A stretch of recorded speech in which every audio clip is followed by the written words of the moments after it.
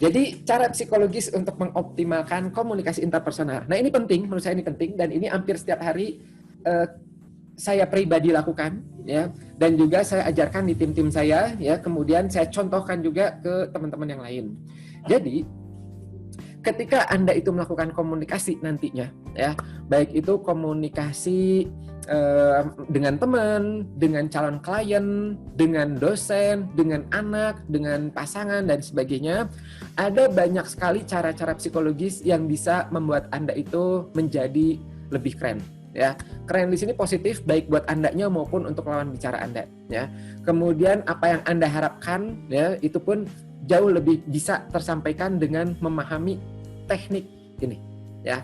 Apa saja? Kita mulai dari yang pertama, yaitu adalah memilih topik bahasan. Jadi, ada penelitian menarik bahwa ternyata secara umum orang-orang normal pada umumnya itu memiliki satu topik yang menarik sekali untuk dibahas, yaitu adalah apa? Yaitu adalah tentang dirinya sendiri. Ya. Orang umumnya tertarik pada diri mereka sendiri. Ya, dan topik yang paling menarik untuk dibicarakan adalah tentang mereka sendiri.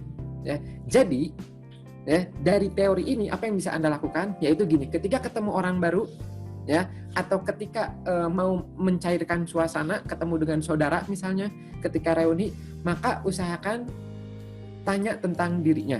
Hai, apa kabar? Gitu. Gimana tadi jalannya? Kamu ini enggak? Gitu. Udah sarapan belum? Atau apapun itu. Nah, orang ketika membahas tentang dia itu biasanya lebih senang.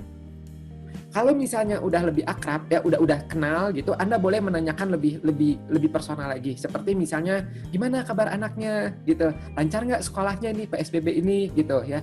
Nanya pokoknya tentang kehidupannya dia.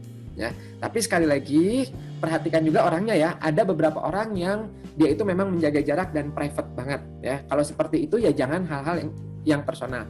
Tanya aja hal-hal yang sekiranya tidak terlalu mendalam. Contoh misalnya ini tasnya bagus banget gitu. Boleh tahu nggak ini dapat dari mana gitu ya. Jadi hal-hal pokoknya tentang dia itu bisa Anda inikan. Nah, gimana caranya? Ya, cara untuk menarik topik bahasan itu adalah pertama gini. Jadi kalau Anda gimana nih Kang? Cara untuk menanyakan tentang dia ya, membahas tentang dia. Caranya langkah pertama adalah Anda cari sisi positif dari yang bersangkutan.